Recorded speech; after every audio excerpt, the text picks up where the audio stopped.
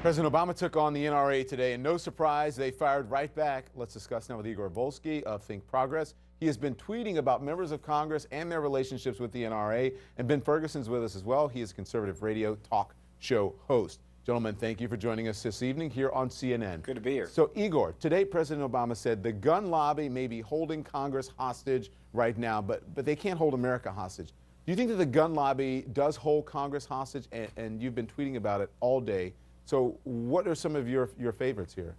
Well, you know, people like Pat Roberts, for instance, a powerful senator, received some $300,000 from the NRA. Bob Goodlatte, who's the chairman of the House Judiciary Committee, received more than $60,000 from the NRA. These are very big numbers. And the reason why the NRA and other pro-gun groups levy such huge sums of money onto these politicians so that when you have a situation where there's some kind of catastrophe or some kind of new sensible gun regulations, these guys go on Twitter and issue statements that say, no, no, no, this is a gun grab. We can't have any kind of change because it somehow infringes on the Second Amendment, even though the majority of Americans, the majority of gun owners actually support these actions.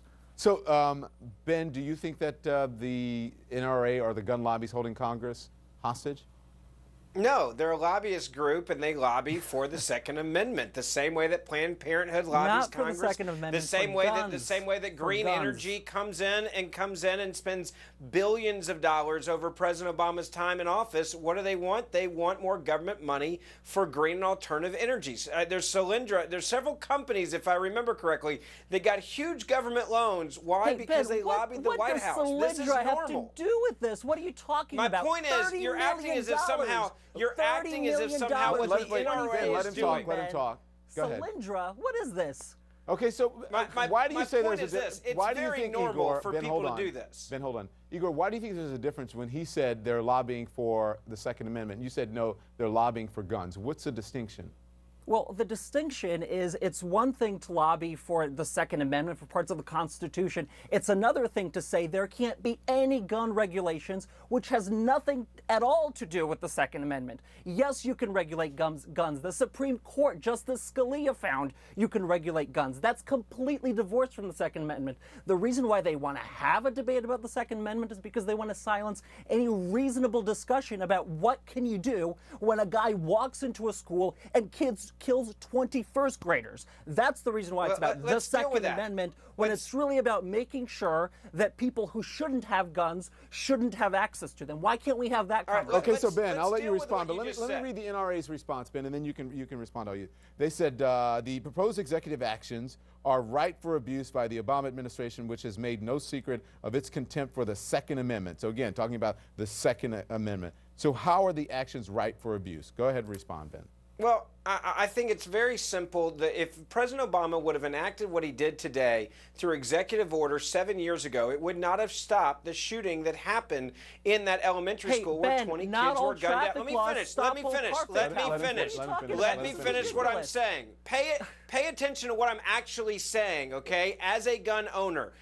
What it was passed today would not have stopped that. And my biggest problem with what the president did today was he used these horrible instances to somehow give false hope to these families that what he enacted today would have somehow stopped these mass shootings, when in reality they would not have finished. Hey, Don, again, let me finish what I'm saying. Just let me finish what I'm saying, for goodness sake. Conversation. If we were having any other kind of conversation about any other kind of issue, and somebody said to you, we can't have this regulation because it won't stop all abuse, you would laugh them off the TV. Let me finish what I was saying.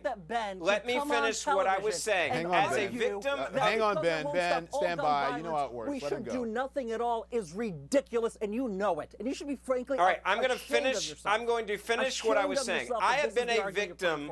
Go ahead, Ben. I have been a victim of a gun crime. You don't think it would have stopped you from being shot, Ben? I know it wouldn't have, and here's why. The guy that ended up shooting at me was a convicted felon, not once, not twice, but 3 times.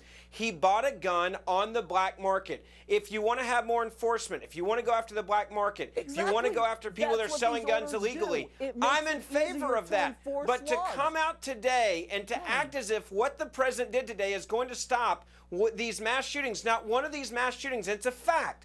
would have been stopped by what the president did today because all those guns were bought legally. We need to deal with mental health, and we need to deal with mental health in a serious way. So you don't think that what he wants to do with the mental health would help? Because, you know, everyone, I mean, many people are in agreement that mental health is an issue, but still, in this proposed legislation, they're still poo-pooing it because, is it because Obama proposed it, or you don't think that would have helped? Well, there's two different things here. If you want to spend money on mental health, and that's one of the things I'm okay with, I'm fine with that. But what he actually did today with, for example, the Social Security Administration today in this executive order will now be able to decide what elderly person, depending on how they deal with their own personal finances, could lose their right to own a gun, because now the Social Security Administration, if you do not have your life in order, this is in his executive action, they can then put you on this list. My question is, if someone's older and let's say they don't manage their finances well, does that mean they should lose their right to purchase a gun to protect themselves in their home? Well, if someone's older There's and a lot of they're elderly suffering people from that may not do that. mental illness or maybe dementia, maybe they should not be in possession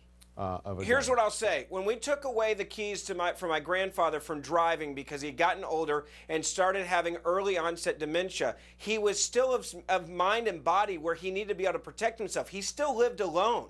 Yeah. He was not a threat to society. He shouldn't lose his right to protect himself if someone comes and kicks in his back door in the middle of the night just because he can't drive his car anymore. We're out of time, but Igor, quickly, because I really do have to go. I'm sorry. Go ahead. Well, look, I want to say it's a shame that, Ben, you are a victim of gun violence. 30,000 people are killed every year because of gun violence, and ensuring that people go through background checks, instant background checks before they purchase a gun is not taking anything away from anybody. And anyone tells you otherwise is a shill for the NRA and the gun manufacturers. I've got to go, but I do have to say, my grandmother truth. suffered from Alzheimer's, and we took the keys from her car away. We were happy because she almost knocked her house down because she couldn't drive anymore. So sometimes you don't need to be in possession of certain things once you get to a certain point. Exactly. Thank you, guys. I appreciate it.